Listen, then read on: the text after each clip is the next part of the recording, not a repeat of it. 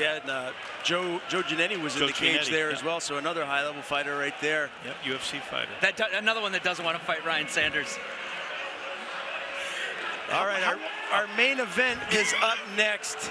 Jake Hixenbaugh and Nathaniel Grimard, and this is a lightweight bout. Grimard weighed in at 154.6, Hixenbaugh 155.8, and if Nathaniel can win here, that would mean that Nostos will go 6-1 on the evening. Pretty darn good. Not a bad night. Not a bad night at all. But not only that, some great performances too. Absolutely. Right now we have Hixenbaugh making his way into the cage out of Bones MMA.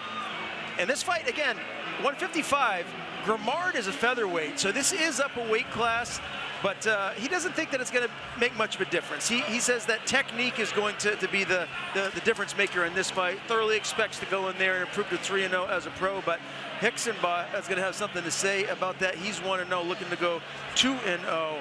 He's the heavier fighter here, well-rounded fighter, and Nathaniel Grimard was very complimentary of his skill set, so he knows this is not going to be a walk in the park.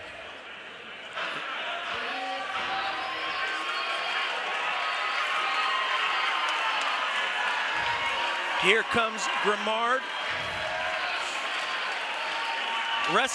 His wrestling has looked vastly improved, Greg, since the loss he suffered to Billy Wilson for the title.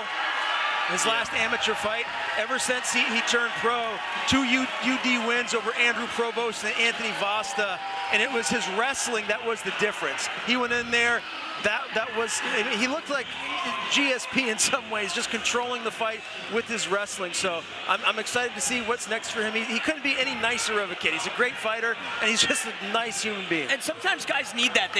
They need a loss to really sit back and reevaluate the things that they need to work on, right? Absolutely. And I've told guys, I've had guys lose on any given day. Somebody's got to win, somebody's got to lose. Ladies and gentlemen, our main event of the evening is scheduled for 3 rounds in the lightweight division. Introducing first, fighting out of the blue corner to my right, representing Bones MMA, Real Results in Fitness. Ladies and gentlemen, Jake Hixenbaugh. And his opponent, standing directly across the cage, fighting out of the red corner to my left. He comes to us representing Nostos MMA. Ladies and gentlemen, Nathaniel Grimard. 3 rounds, lightweight, main event. I was saying, Ryan, sometimes after a loss, guys are heartbroken, and I say to them, you got to let it make you better, not let it make you worse. And if you do what Grimard has done, and go back to the tape and study and see where your weaknesses are and work on them, then it makes you better. Well, Nathaniel's a fighter, and I think he wants to be an elite fighter at a pro level. He's a hard worker, young kid, nice kid, great work ethic.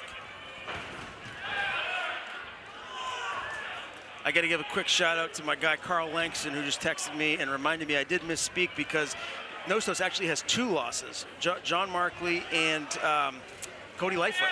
Oh, how yeah, can we forget about that one?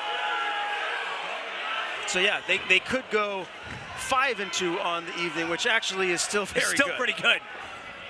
And Nathaniel just ate a nice left hook by Hixenbaugh, and another one followed up by a good right.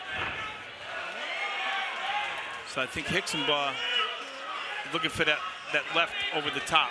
Yeah, there it is again. Hixenbaugh's striking has looked really sharp so far. Yeah, he's quick. He's hitting the body. He's going upstairs, downstairs. I love to see that. And you can tell the size difference between the two. Hixenbaugh definitely the bigger man in there. Definitely has the reach. He's going down with that straight left to the body really well. Yep. I'd like to see him look down and punch high. I think he's going to do it. I think he's going to pop that left hook. He's going to throw that left to the body. I mean, here we go again. Southpaw fighter versus the orthodox, right? Yep. And as a southpaw fighter, Hixenbaugh's figured out I've got a good shot at the liver with everything from the left side that I throw.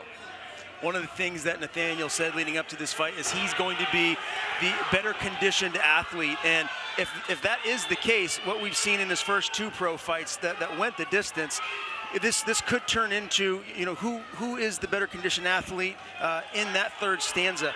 If this is a close fight, which is kind of looking like it could be that. You know, Choke. Does he have both arms? Yeah, he's working on a guillotine right there.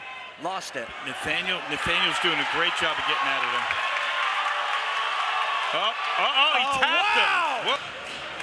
What a great night of fights, huh, guys? Ladies and gentlemen, the end comes at 2 minutes and 38 seconds of round number 1. Your winner via submission due to a guillotine, Jake Hixenbaugh.